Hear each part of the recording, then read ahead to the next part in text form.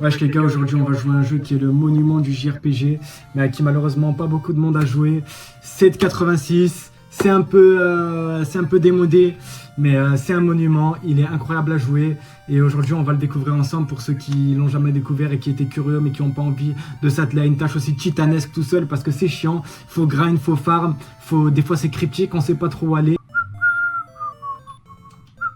Hop là, évidemment on va s'appeler Simi, et c'est parti. Fast évidemment, nous on est des mecs, c'est la fast life. Et là on se retrouve directement devant le roi, devant le boss avec des coffres au trésor.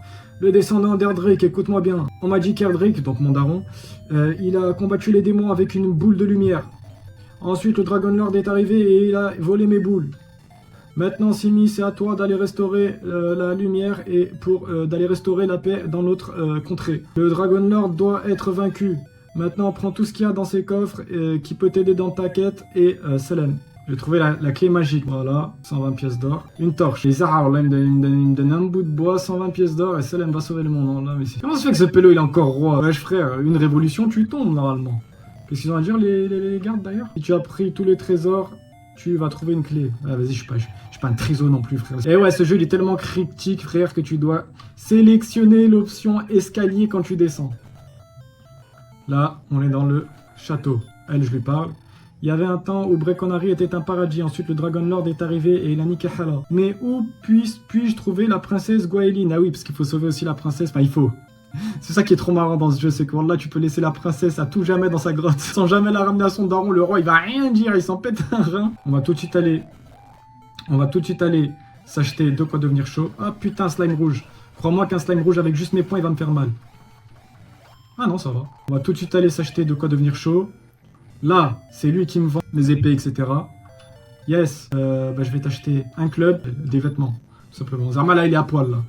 Il a une armure. Mais bref, c'est pas grave, ça augmente ma défense. Non, je veux rien de plus. Hop, sur ce jeu, dès que t'achètes quelque chose, vu que t'as un seul personnage, il est tout seul, et que, en général, les équipements, ça marche, tu sais, en hiérarchie. Dans chaque ville où t'arrives, l'équipement qu'il y a là-bas est plus fort que l'équipement précédent.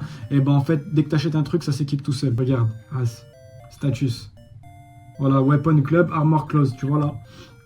Et donc, là, on va aller buter du slime, ma gueule. Et voilà, c'est ça, 90% du jeu, frère. Tu te balades, tu gagnes de l'expérience, c'est là. Mais pour le moment, c'est vraiment une vidéo pour ceux qui ont en fait jamais joué à ce jeu et qui aimeraient voir à quoi il ressemble. Très simpliste, mais pour l'époque, c'était révolutionnaire. C'est tellement révolutionnaire que dites-vous que fin 80, début 90, ils ont arrêté de sortir les Dragon Quest les jours de semaine parce que les gosses allaient pas en cours. Et les moins gosses, ils faisaient des arrêts de travail, c'est fou. C'était un des premiers JRPG, parce qu'à l'époque, tu vois, les RPG, c'était des trucs hyper complexes avec des statistiques, des lancers de dés, des trucs comme ça, même sur PC, tu vois, c'était des trucs de fou, tu vois, c'était hyper dur à capter. Et là, c'est le premier truc qui était accessible vraiment aux gamers de base, tu vois. Avant ça, les jeux, les jeux rétro, c'était un petit peu du high scoring, tu vois. Fallait faire le plus haut score possible, etc., etc. Tu recommençais constamment le même niveau, nanana, il n'y avait pas de progression. Et là, ça t'affiche vraiment une vraie progression. Tu vois ton perso qui devient plus fort. Il y a un storytelling, même si, bon, en 2025, il pue sa mère, t'as vu, c'est juste le roi qui dit « Va sauver le monde, fils de pute ». Il y a un storytelling, et les gens, ils ont kiffé ça. Et ça a fait que c'est devenu un gros hit au Japon. Aux États-Unis un peu moins, tellement qu'ils l'ont refourgué gratuitement avec Nintendo Power, donc qui est un magazine de chips, de solus, de trucs comme ça. Ils le refourguaient gratuitement à toutes les personnes qui s'abonnaient à Nintendo Power. Et du coup, forcément, c'est devenu un jeu, même aux États-Unis, pour lequel beaucoup de personnes ont de la nostalgie. En France, je sais pas s'il est... franchement, il faudrait que je vérifie. Je sais pas s'il est sorti. Je sais qu'il y a une fan translation, t'as vu, il y a une traduction. Mais je sais pas s'il est sorti en France. Et avant Dragon Quest, les RPG les plus connus, c'était Ultima, Wizardry, les trucs comme ça. Peut-être des jeux que j'essaierai un de ces quatre, tu vois. Mais bref, là... Oh putain, j'ai déjà pris un niveau, pète sa mère. Bref, déjà là, on va aller Neras, mon pote. Oh voilà, je me casse pendant que tu nasses. Hop, t'es mal à Kishta, 52 pièces d'or. C'est bon, je suis soigné. Allez hop, on retourne péter du chewing-gum, ma gueule.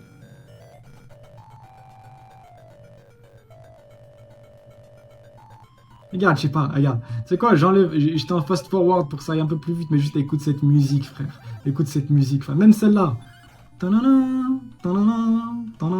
Pour de la NES, frère, c'est un truc de fou. Vous vous rendez pas compte, en fait. Si vous avez jamais joué au jeu NES, vous vous rendez pas compte à quel point... Wesh, ils ont pris un réalisateur de musique classique pour faire la bande-son du jeu. Et ils ont pris Toriyama pour faire les chara-design. Rest in peace, mon pote. C'est pour ça qu'en fait, le jeu, il était aussi marquant, tu vois.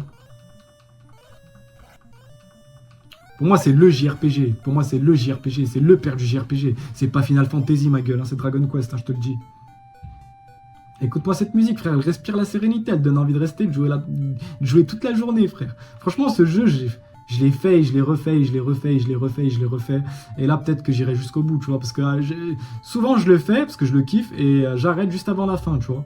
Parce que j'ai pas, en fait, j'ai pas envie. J'ai pas envie de me dire le jeu, il est fini. Du coup, j'arrête juste avant la fin, tu vois. On a bientôt assez pour pouvoir s'acheter une petite armure.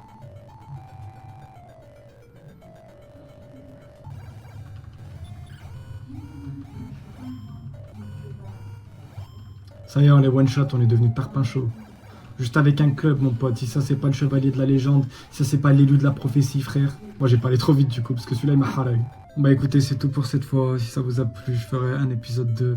Pour le moment, c'était vraiment juste pour présenter le jeu, pour présenter les OST, pour présenter les graphismes, les trucs comme ça, les mécaniques de base. Mais si ça vous plaît, on finira le jeu ensemble. Salam.